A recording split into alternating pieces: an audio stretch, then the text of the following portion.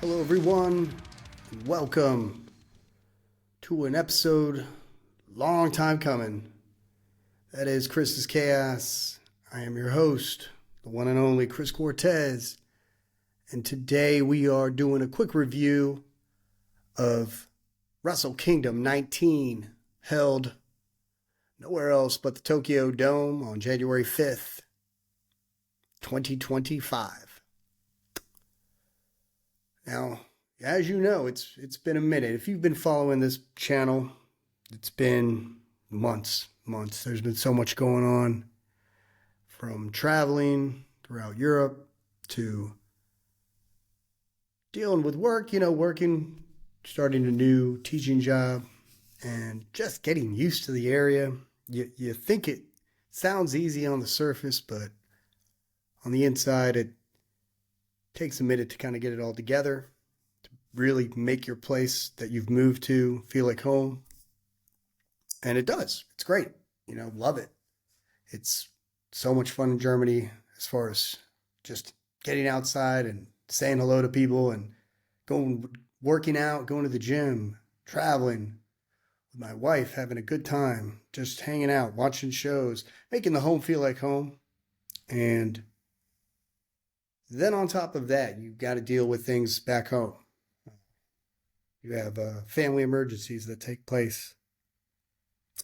And you travel back to the United States and you have things that arise that you just can't really do anything about except support those who are dealing with it. So, to put it less cryptic, those of you that know me well enough know that, my father was suffering from cancer and he passed away at the end of the year, December 15th.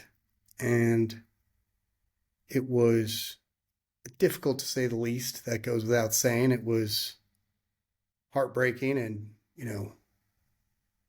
just a letdown. Of course, nobody wants to see their parent go, and so no matter how well you try to prepare for it, you really can't.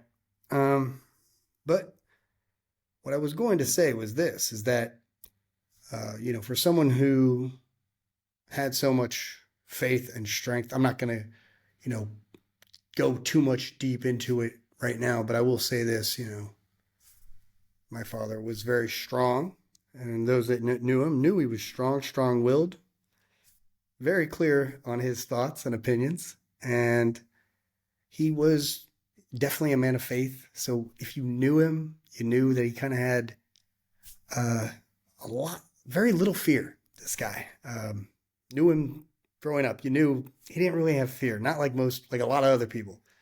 So he didn't exactly think the same way, which really would benefit him in a lot of ways. Obviously there are, downsides to that, but I will say this, the pain, anyone who's ever dealt with someone who's passed away due to cancer, and had to go through hospice and all that, and that stuff, I'm not going to go into detail, but anyone who knows it knows it's very, and I would advise you, to do as much research as possible if you plan on, well, not plan, but if you have to, plan to, take care of someone, to learn what you can, but you're never going to be fully prepared. And that's really the thing that hurt the most. I will say that, just having you want to make the person feel as comfortable as possible, but and no matter how hard you try, there really is no 100% way to do it. That's really what it comes down to. You can't make the person 100% comfortable. It's not going to be walking on air, floating in the clouds. It's not. There's nothing you can do about it, and you don't want that person to suffer. You don't. You see more of that person's humanity than ever before when they are at their most vulnerable. And as much as we had so many good moments, so that I'm not worried about. We had all the good times. It wasn't really a shock. We knew it was coming. So to a certain extent, as much as he would give us information, but point I'm trying to make is that we had it definitely, we did it as best as we could, which I guess that's why I'm able to come on, on video and tell you that, we're doing okay, and we're getting on, we're pulling through this. That's what we're doing. We are able to do it. The only thing I will say is that it sucks. And I think everybody will tell you, fuck cancer. Everyone will tell you that. Fuck cancer. And that's why. I mean, it sucks. It just sucks. You don't want to wish it on your worst enemy, let alone your parent or someone you love. I loved my father, and I love my family. Wouldn't want anybody to have to deal with that crap. So that's just that. And yeah, I will get back, maybe bring up some more memories, and I have plenty of them as we move forward. But I will say that was, kind of the gut wrencher to the end of this 2024. Now we're in 2025. It's a new year. There really is nowhere to go but up. So up we are going. I will say this. It's on a different note. Been watching college football games, the college football playoffs. And then we had to witness that tragedy. Which was straight up a tragedy. 15 people I think it is up to now that have died because some asshole drives right into a crowd and kills people, injures several.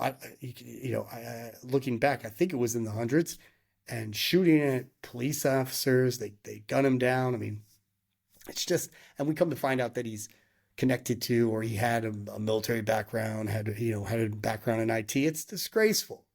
And we know that. Anyone will tell you that. Puts a delay on the game. Not that that's the biggest problem at all.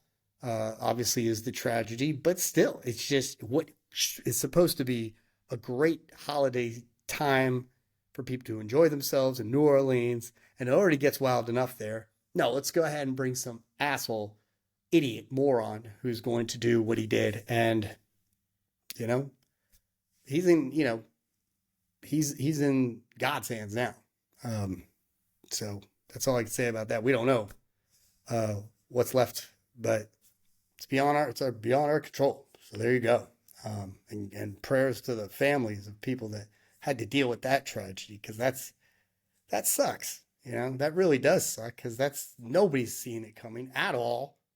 You're going to a party to have fun and maybe catch a little football, and that happens. It's trash. It's terrible. So that really was a bummer. And it's not even anybody I'm connected to, but it still sucks. And anybody who has an ounce of feeling knows, can feel, can feel for those people. So it's another one that sucks.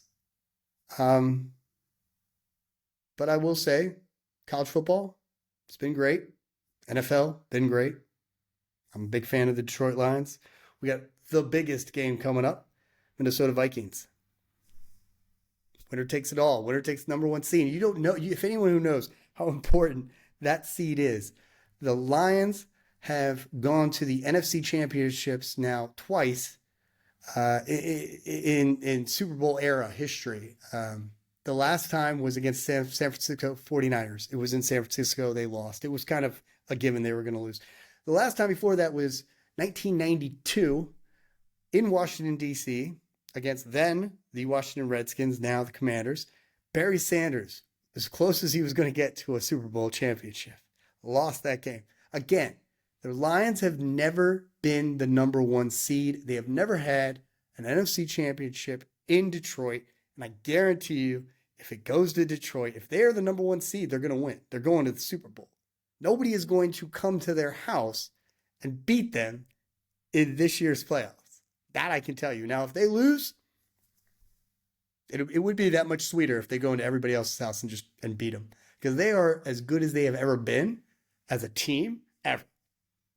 Since at least in the Super Bowl era. They have never had so many tools under their belt. They've always depended on a few superstars, whether it was Barry Sanders or Calvin Johnson, or Sue, the defensive tackle. Always someone that they would depend upon, and rather than an entire team full of a whole arsenal, a whole squadron of members, of superstars, okay? No, like, legend, I mean, all these guys may very well end up being legends, but all of them are just excellent players, and they all play for each other, and that's what makes a championship team, okay? So just a lot to look forward to in sports. And amateur wrestling, college wrestling is going to kick up in gear next week, I think. I've seen like a couple meets here and there, but they haven't really been pushing it. And obviously it's because they're focused on football and the fall sports, but we're going to be seeing some big meets next week alongside the, I guess, the beginning of the playoffs. So, yeah. Anywho, going to be doing a few more things throughout the year in terms of academic and in terms of, real life personal growth. And maybe I'll pitch it. Maybe I'll give you some insight into what's going on there. But, let's keep it professional wrestling for now. I had to give you some insight, like some background context or some background as to what's going on in my life, especially since it's been so many months. The other thing is my badass PC,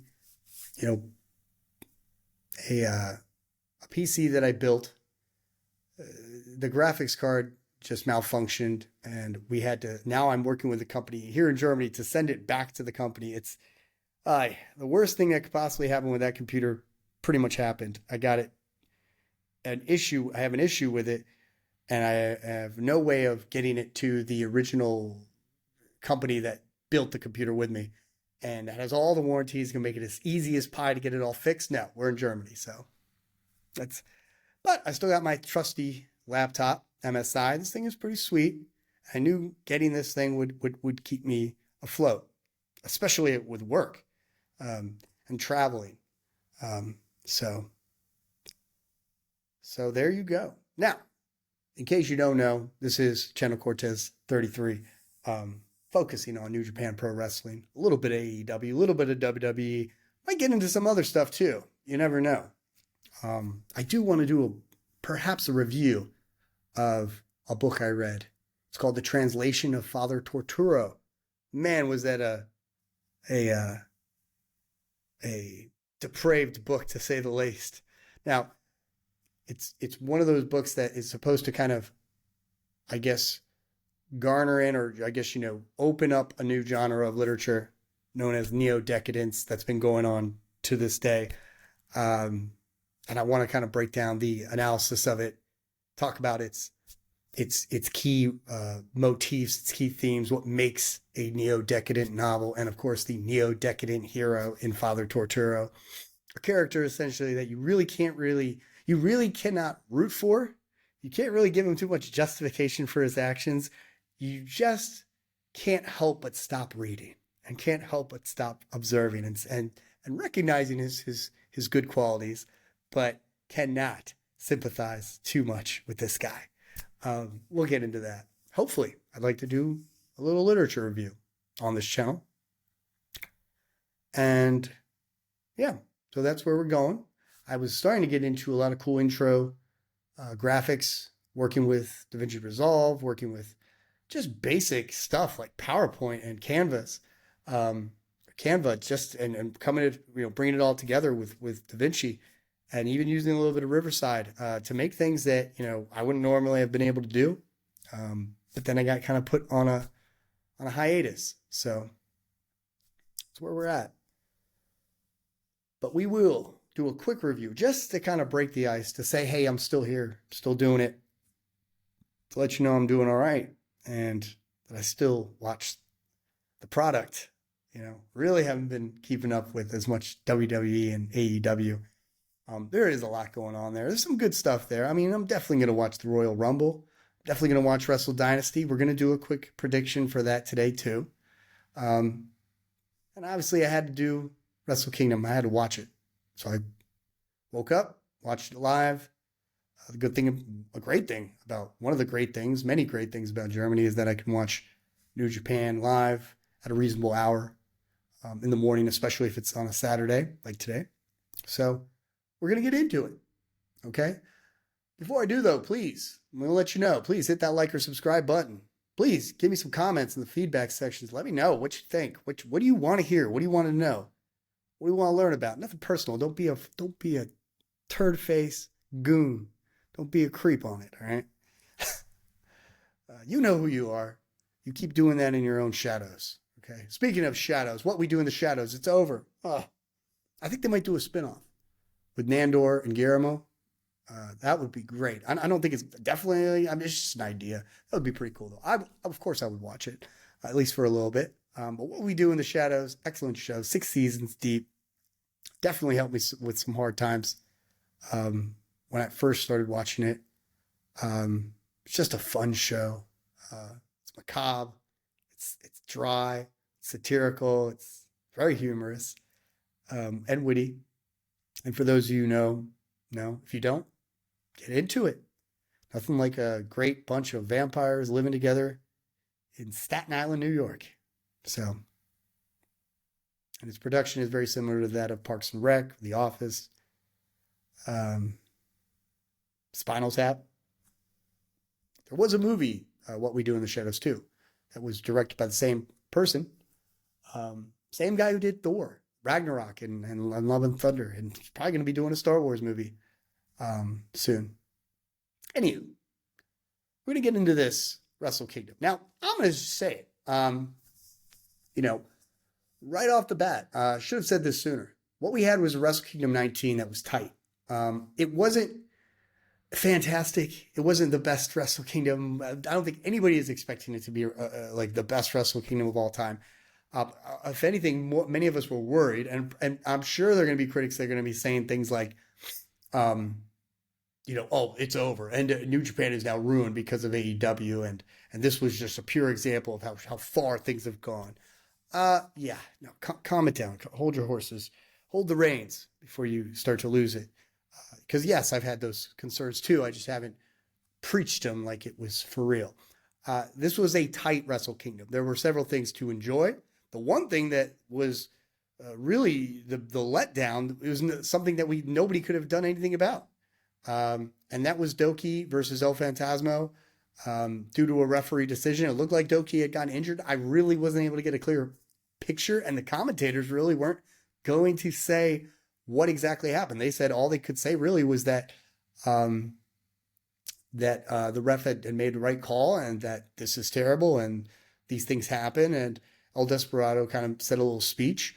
We'll mention that a little bit, but let's talk a little bit about some other things. Like the main event was pretty good. It went the distance, about 43 minutes.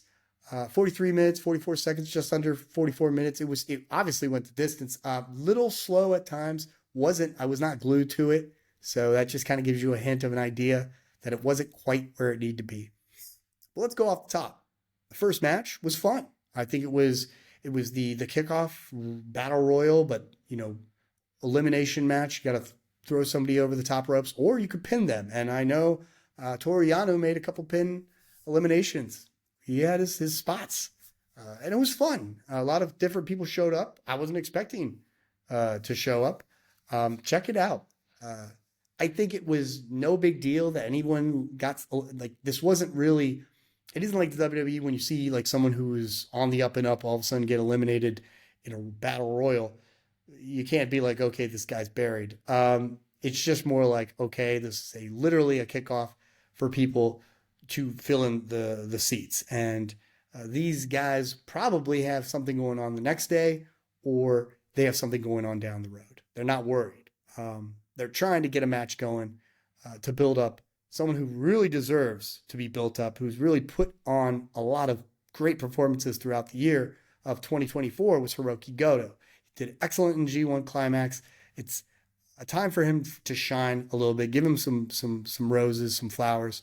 So he was able to win. He he was able to eliminate Great-O-Khan in the end, and that was cool. It was a good kickoff match. We get into the second match, and this was the 4-way Tokyo Terror ladder match for the IWGP Junior Heavyweight Tag Team Championships. Again, nothing really for me to write home about, but I did enjoy seeing Robbie Eagles and Kosei Fujita win and take home the gold, against Kevin Knight, Kushida. Got Catch 22 or with TJP, Francesco Akira. I loved their match last year. So I don't think this holds a candle to that, but I'm glad to see them in action. And of course, the Bullet Club War Dogs, Clark Connors and Jerome Maloney, who walked down the aisle with a chick on either side, a woman on both sides of the gentleman. Great. Fun times. This match only went 13 minutes and 5 seconds, not your barn burner for what, is called a Tokyo Terror ladder match. But it did what it needed to do for the most part. This is only the second match. Then we get to the singles match for the IWGP Women's Championship. Mayu Iwatani defeating AZM. Okay. 8 minutes, 46 seconds. I honestly was snooze. It was like in and out of it in my head. Nothing special. I'm sorry.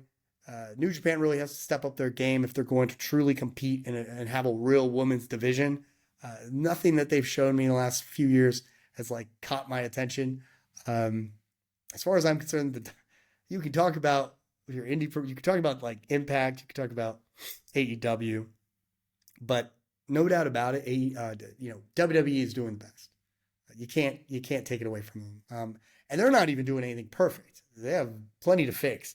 But the WWE has certain superstars on their roster, certain female stars that people come to see. They come to see.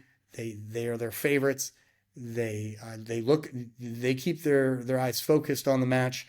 I'm talking about Rhea Ripley personally. It's my favorite wrestler, female wrestler right now. She's got all the tools. She's got the look. She's got the style. She's got everything I want in a wrestler, a female wrestler. So that's that.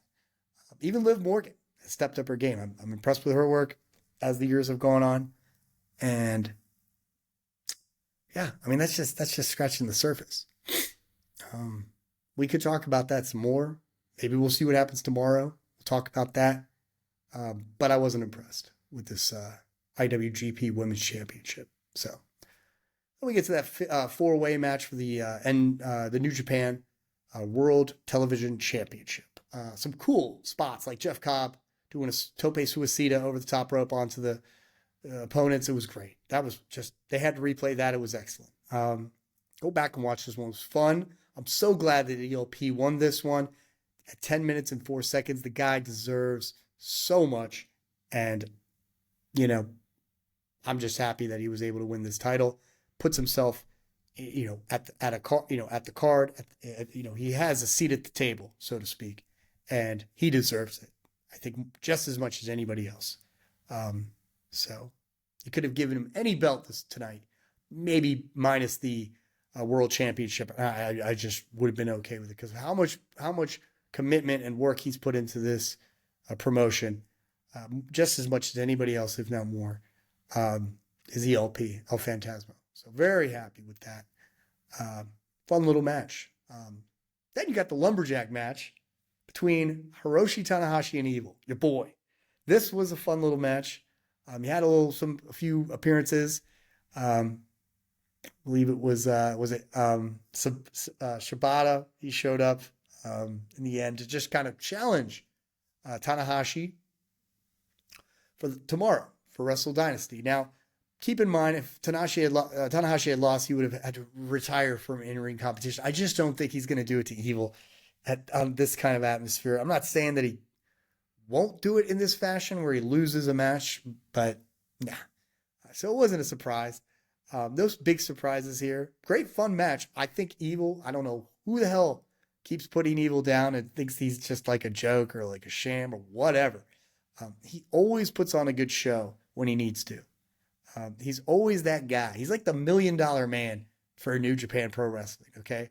You don't expect him to win that much. He just doesn't need to win that much because he's always a threat. And when he does win, it's terrible because he's evil. But, he sets you up for a fun time, a good performance, and puts the face over. So that's all we can ask. So this is just a feel-good match for the president. And, 15 minutes, 7 seconds. Fun match. Then things start to step up. They get into second gear, and this is where I was like impressed. I think the only thing we'll talk about the Junior Heavyweight Championship, but Konosuke Takeshita, AEW International Champion, comes out with Don Callis and that awesome, badass New Japan music. Well, the music that goes back to his early career. Takes on Shingo Takagi.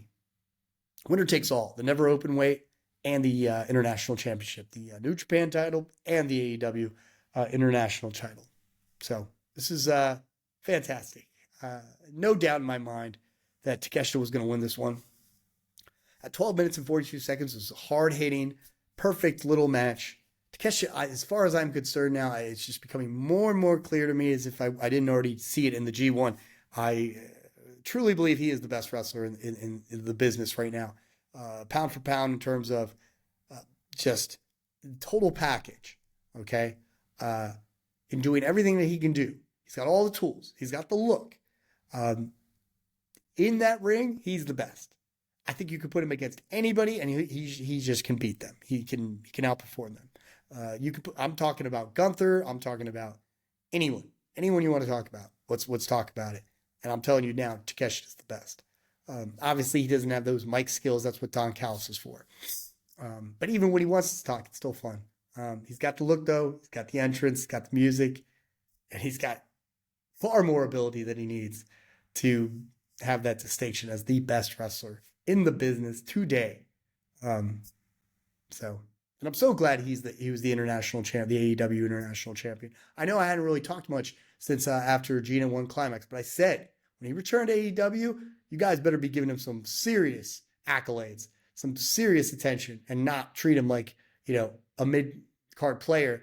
Otherwise, just get rid of, let him go and let him stay with New Japan, and so be it. But no, I'm back here on the mic, and sure enough, he's an AEW International Champion, and now he's the New Japan Never Openweight Champion. Excellent. Won't be long before he's a World Heavyweight Champion. Will not be long. I see it in the stars.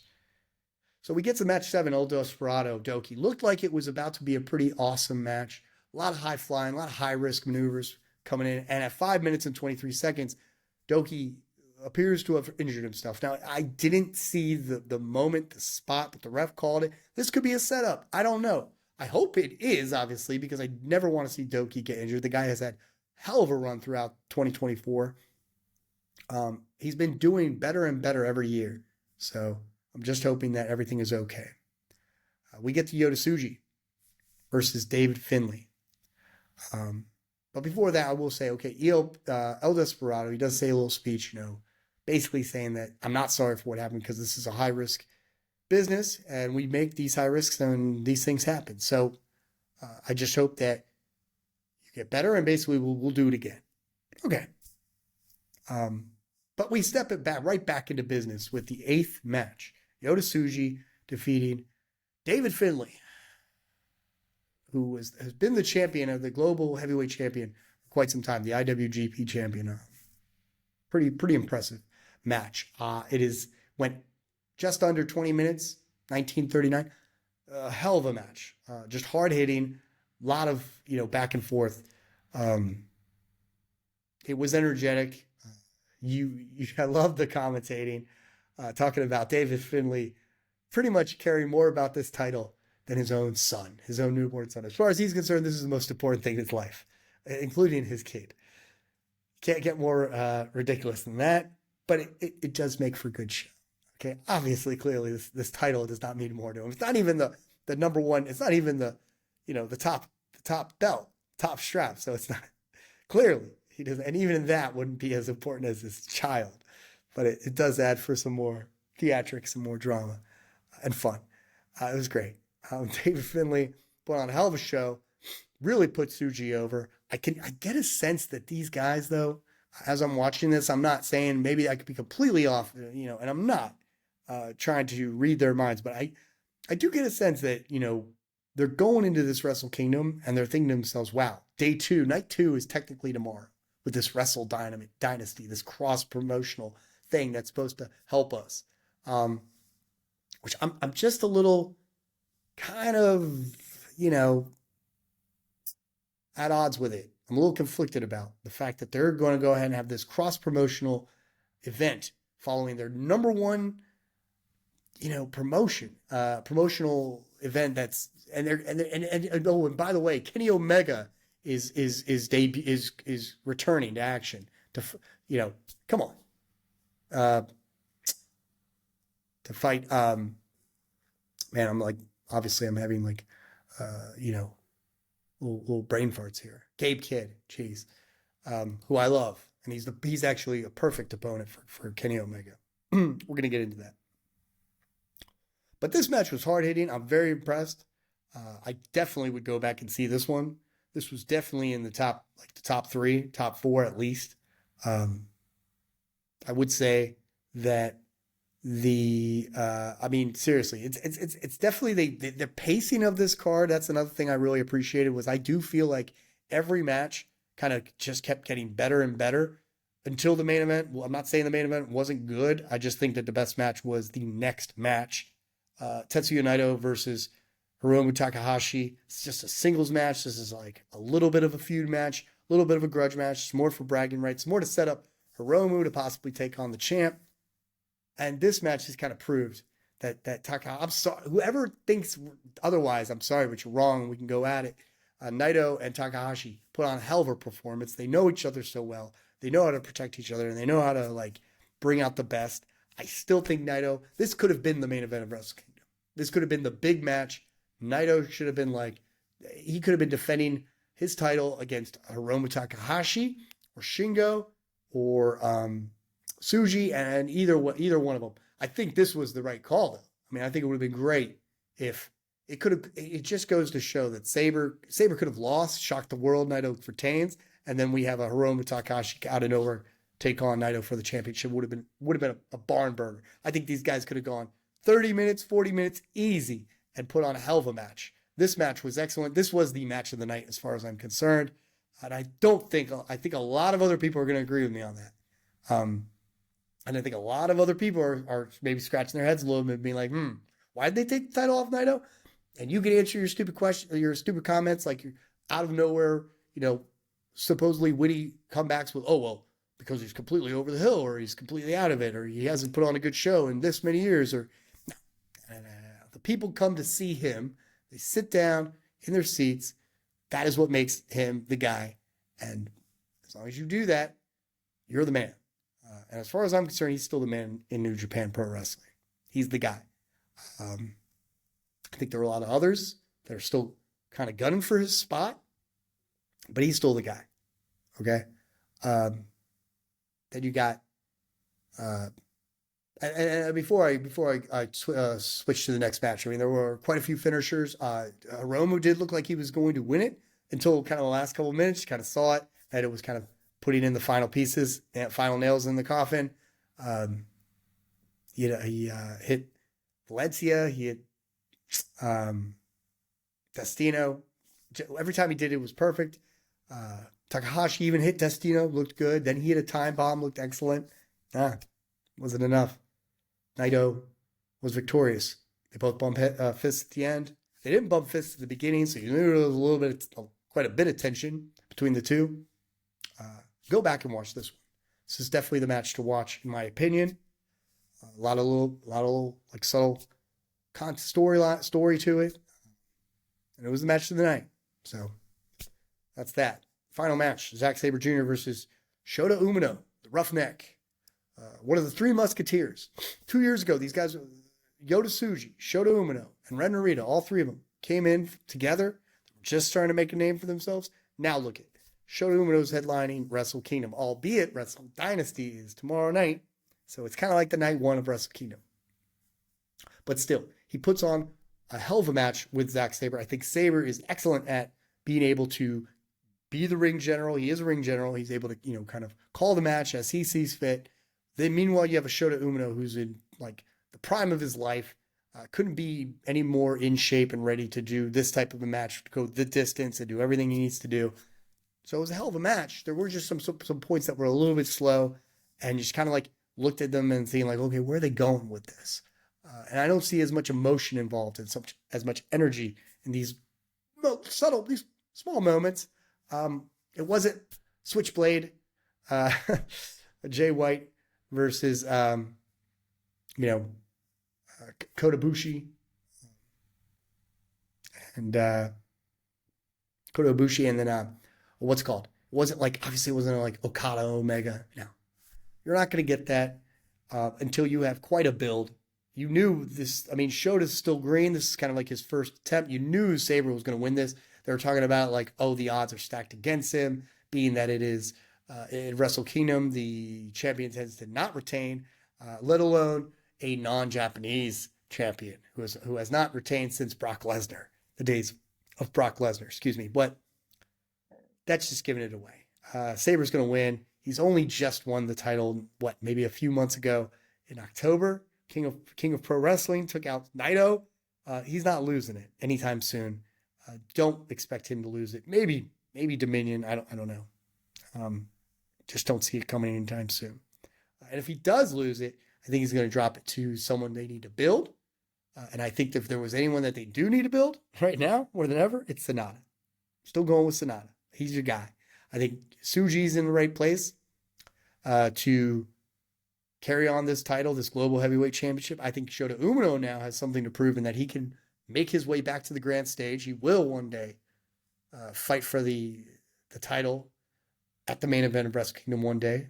And I think one day he will be the champion. He really is the new ace, as far as I'm concerned, of New Japan. In just performance, in presentation, ability. He's your guy.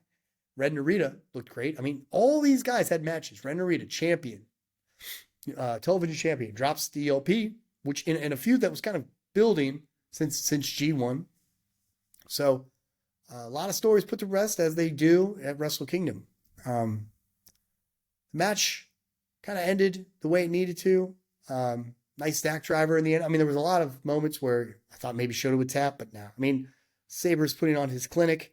Meanwhile, you got Shota Umino responding back with, all his abilities, all his arsenal, his tools. He's excellent. So, and that is your Wrestle Kingdom 19 quick review. All right, I didn't get into it too much, but I mean, we're already almost at 40 minutes. Going to do a quick prediction of Wrestle Dynasty. Might as well. We're here, and I'll be watching it tomorrow morning. So, going to get into it. Going to take a quick drink of water.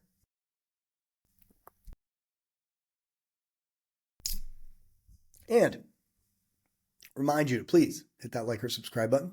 Go back, check out some of my other work, my reviews of G1 Climax. If you were interested in watching that and seeing what was going on at the time. And hopefully we'll get back to a commune with Jonathan at Bad Guy Wrestling.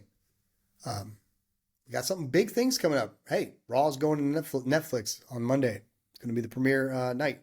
Very curious as to how things are going to happen on that night on Netflix, and now that they have a new, just kind of a new program. If I'm not mistaken, the last time I saw Raw, it was 2 hours again. They made it back into 2 hours. I think USA was like trying to throw a Hail Mary or something. Too little, too late, right? You knew this was coming. All these major events, all these major sports and major like sports entertainment, the big leagues are basically the streams. Okay? Like in terms of TV shows, movies, and now sports entertainment and sports, it's all going to streaming. And then you got news. It's all going to stream. It's all going to YouTube. It's all going to social media apps. We could talk all day about the election and how that proved what I am saying, but we won't. It's been a few months. Maybe one day maybe after the inauguration, we'll discuss what the hell happened then. Oh boy! But focus. Wrestle Dynasty tomorrow. Okay, that's January 5th. And if I'm not mistaken, yes, it's going to be in the Tokyo Dome. Let's get into it. Let's look at all these promotions that are involved. New Japan Pro Wrestling, of course. All Elite. And then Lucha Libre, right? Consejo, I can't pronounce, I'm sorry. Ring of Honor, apparently, right? Of course. World Wonder Ring Stardom. Okay. Obviously I'm not the biggest indie mark there is. I can't, give you the rundown of every single promotion. I do have a life. Okay, let's get into it though. Sorry, boys. Like on this, like on the whole, okay, it is a cross promotional event. It is AEW New Japan style, pretty much a forbidden door. Okay, let's get into like these matches. Okay, so yes, CMLL, right? That's what they call it. They don't even call it Consejo Mundial de Lucha Libre, CMLL. Yes. Let's get into this. We got the first matches, at least what they're building it right now, is the International Women's Cup Final Four-Way. After a tournament, 4 women have entered into this Fatal 4, which I think is the dumbest way to get into this. After an entire tournament, okay, of singles matches. Oh, we're going to end it with a 4-way. All right, that's a smart way to kick it off, right? Guys don't know what the hell you're doing. Let's look at the roster. You got Willow Nightingale representing AEW, Persephone representing CMLL, Athena representing Ring of Honor, which is really just AEW, NXT, or whatever the hell you want to call it. Athena, though, she does focus. You don't get to see her much in AEW, so I'll give them that. I do love Athena. It's just sad I don't see her enough. I remember in the days when she was in WWE and NXT, my God, what are they doing? And then Momo Watanabe from Stardom. Okay. Basically, I guess she's supposed to represent the New Japan aspect, women's wrestling aspect. Great. Who do I think is going to win this one? Honestly, I think Athena should win it as far as like just off the surface. I don't know much about Momo, and I really don't know. I really haven't watched that much Persephone. I wouldn't be surprised if Will Nightingale wins this whole thing, because for some reason, AEW is such a freaking, it's just so high on this woman. And she's cool and all. She's got a good spirit. She's got good energy. But, yeah, like, they're definitely, like, all about her. As I just see her always, like, she gets so much airtime. Great. But I would like to see Athena win. So I'm just going to go with Athena. Probably would be wrong. Let's look at the Sons of Texas. Dustin Rhodes, Sammy Guevara. Man, Guevara, I'm just back is I'm just glad to see him again. Because apparently he's pissed off so many people. He's got to him. I don't even know the stories. I don't even care. But clearly he's pissed off enough people to put him this low in the card. I know maybe it's just the fact that he just hasn't put in as much time as the others. I'll give him that. But I hope to see him back where he belongs. And the guy is just grade A talent. This is for the Ring of Honor World Tag Team Championship, which you might as well just call it the AEW Junior Tag Team Championship. Let's just call it that. Versus House of Torture, Sho, Yoshinobu Kanemaru. Oh man, I want to see Sho and Kanemaru win. I'm going with House of Torture. I'm not saying they're going to win, but I'm going to go with Sho and Kanemaru.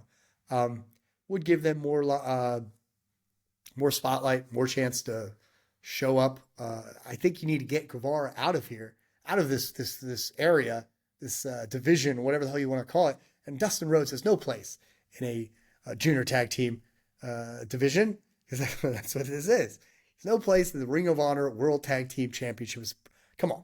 He belongs as an enhancement talent for higher end fit like wrestlers. Okay. Bigger wrestlers. The guy can still work. Put him as an enhancement talent for the mid to upper mid card talent. Zack Sabre Jr. versus Ricochet. Singles match for the IWGP World Heavyweight Championship. Man. Okay. I just hear my tone of voice. I feel like, man, how condescending I sound. Perhaps Ricochet would win this, and I just look like the biggest dumbass for thinking that Ricochet, has no chance in hell of winning this match in terms of the build. But yes, Ricochet, I think, has all the tools in the world to be IWGP World Heavyweight Championship. Maybe I've missed enough to not see out of nowhere Ricochet is going to be coming to New Japan. None of this I know, and none of this has been confirmed. As far as I know, Ricochet is AEW, elite, all elite. He belongs in all elite. He's going to build himself up in all elite. The last thing he needs is to mess with the IWGP World Heavyweight Champion. This is a notch for Sabre. Sorry, but that's what it is. Now, if he wins, I'd be blown away. I'm going to, eat my own words and be like, damn, it happened. Which again, Ricochet is an excellent talent. He deserves all the championships that he can, that are put in front of him. Granted, there's a build. I don't know much about any build between these two, so honestly, I don't see it happening. So Sabre's going to win. That's a given. Takeshita versus Tomohiro Ishii. No way. No way is Ishii going to win. If they give it to him, I think that's just a huge mistake.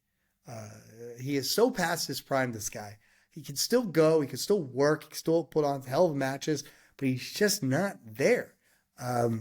He's not quite where he needs to be defeating arguably the number one guy in the business as far as I'm concerned.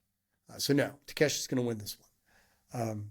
Let's go to Yota Tsuji versus Jack Perry for the IWGP Global Heavyweight Championship. I don't know what the hell they're doing right now, unless they want Jack Perry to maybe win out of nowhere and cause more static in New Japan. Now, Tsuji is a monster. He's a beast. He's got speed, strength. He's going to destroy Perry, as far as I'm concerned. Unless Perry pulls out some crazy tricks, which he will, Tsuji's going to win this one. So, Kenny Omega versus Gabe Kidd.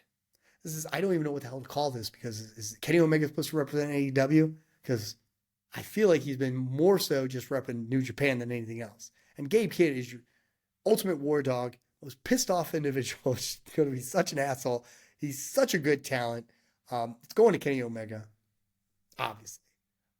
Would be amazing to see Omega just drop it, because he can, and put over Kidd. He can do that. It's obvious Omega's going to win, so yeah, it could be great to see him drop to put over Gabe Kidd. Gabe Kidd needs it. He's the one that's up and coming. But either way, it doesn't matter. Both these guys are going to come out looking like $1 million. So there you go. Let's get to a little bit more interesting matches, like more open-ended matches, like Shota Umino versus Claudio Castagnoli. Yeah, Claudio's beast. Shota's got something more to prove right now, coming off that loss to Sabre. I think Umino's a beast. I mean, these guys have a history. Umino has had a history with Moxley and the Blackpool Combat Club. If you don't know Umino, now's your chance to see what he can do. And who better than Claudio Castagnoli to put him over, to give him the ultimate test. I will give it to Umino.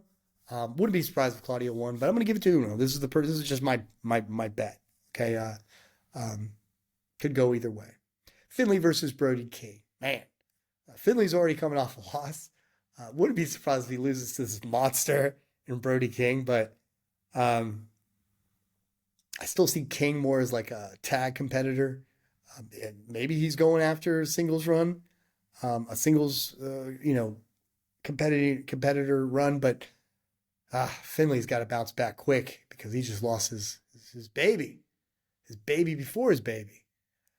Gonna give it to Finlay, but I could see King winning, definitely. Then you got United Empires, Great O'Khan and Jeff Cobb versus the Young Bucks, Matt Jackson, Nicholas Jackson versus Los Ingobernables de Japón, Tetsuya Naito and Hiromu Takahashi. This is the three-way tag team match for the vacant IW Tag Team Championships.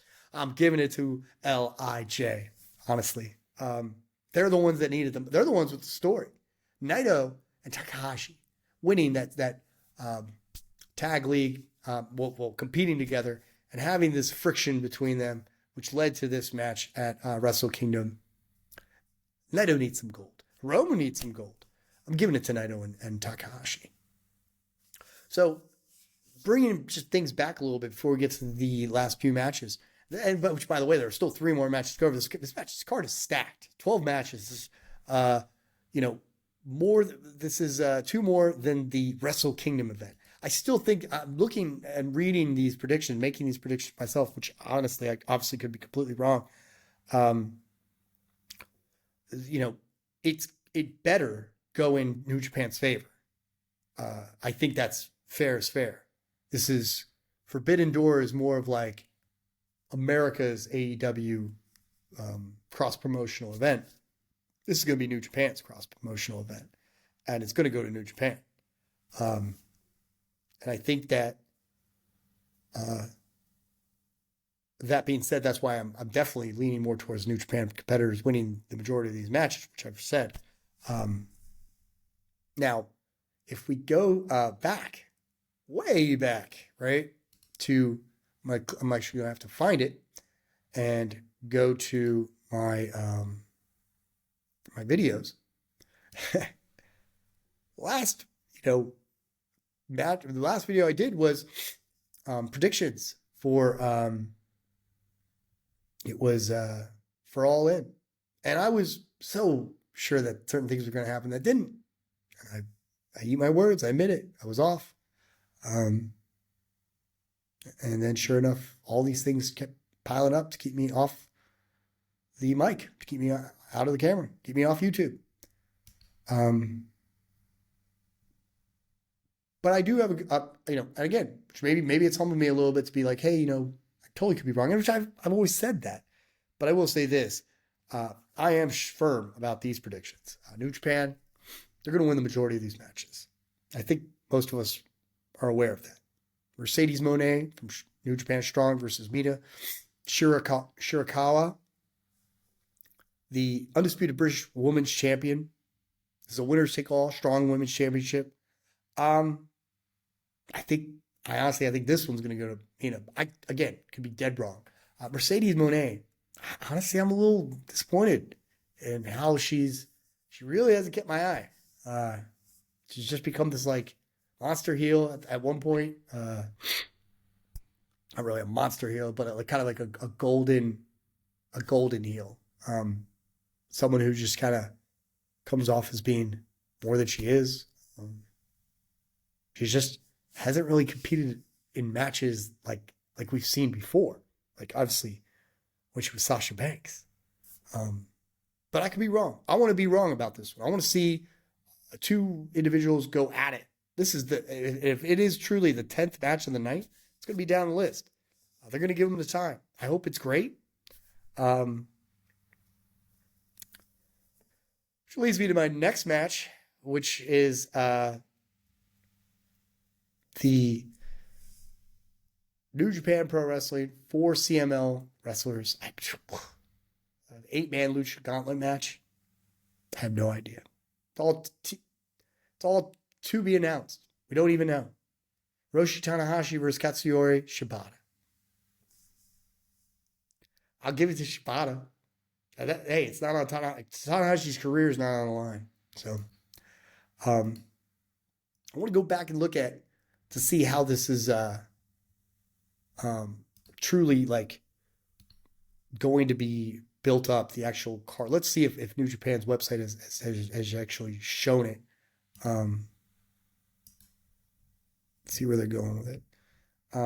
So I would think the IWGP Heavyweight Championship would be the main event. I mean, but who knows? And of course, Kenny Omega and Gabe Kidd probably up there. Suji and Perry. That's how they got as the top 3 matches. I'm surprised and yet not surprised that Mox is not involved in this, but I'm sure there is a story that I missed as to why he's not involved. By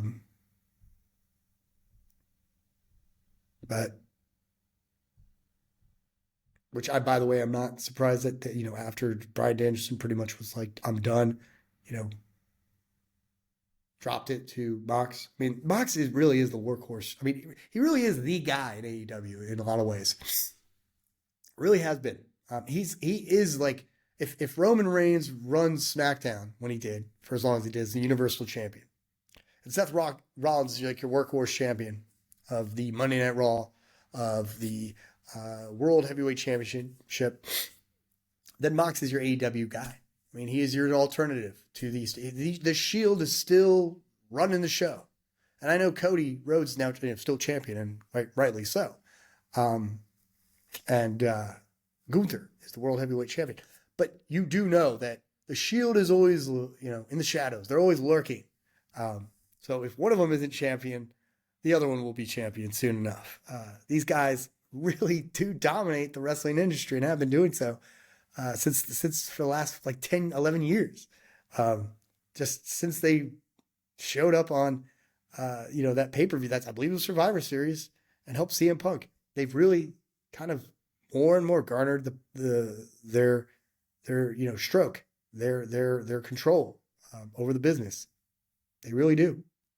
And they aren't letting it go anytime soon. I just don't see it anytime soon. They still have, I could see them doing it for at least another 5 more years like this. You know, maybe not obviously competing as much, but still being at the top of the card. So, but yeah, I don't see really much order to this card. So, which begs to, you know, ask the question is like, how the hell is this thing going to be paced? And they are saying now, I mean, that the third match, okay, New Japan Strong Women's Championship is number 3. The Gauntlet match is number 1. The kickoff is the IWGP Junior Tag Team Championships. Okay. So the main event is really going to be Zack and Ricochet. I don't know if that's the way to go. The build is not there. Again, Sabre's just, his big match was today. It just doesn't make sense. I think the main event should be Kenny Omega versus Gabe Kidd. So, yeah. Or the IWGP Tag Team Championships. That should be the main event. You got, and I'm a little confused as to why there isn't a tag team from CMLL, right, or Ring of Honor going, whatever. But that just goes to show they're just not that organized these days. Especially, I'm talking about AEW. They're not. I mean, I keep an eye on things, and I'm just not as. I don't have my finger on the pulse nearly as much as I used to in the last few months, but I still keep an ear. I still keep my ear slightly to the ground and listen and look at headlines and listen to what people are saying and hearing. It's not looking as good as it used to. They kind of have to get a fix on things, and you get a feel for the trends. But it's coming back around. I mean, this is kind of a lull period for wrestling. And obviously in January, at the end of January at least, things will start to burn up again. For me, I think at this point it's become established. I love watching wrestling during WrestleMania season and G1 season. Survivor Series, I love Survivor Series. One of my favorite cards, like one of the cards I enjoy watching just to kind of get back into it, and Royal Rumble as well. So that's all I got for you for Wrestle Dynasty, and that's all I got for you for today. It's been great. We're already at an hour. Where does the time go? My voice is a little bit scratchy. I was sick. Temperature was a little high. Yet still traveled a little bit. Up Switzerland. It's pretty sweet. Had to go back to the States, as I mentioned earlier at the beginning of this video. And had to take care of family business. And come all the way back. So, road's still off. Not doing karaoke anytime soon. But will. Maybe hit up the gym. At least eat some dinner. Enjoy. Watching some fun shows with my wife. Still trying to finish up Evil. It was pretty fun. I'd get into it. God, it's been great. One more time. Hit that like or subscribe button if you have not. Tune in next time for ChannelCortez33, Chris's Chaos. We'll get back to the groove of things soon enough. But until then, you guys take care. Stay warm. And I'll see you next time.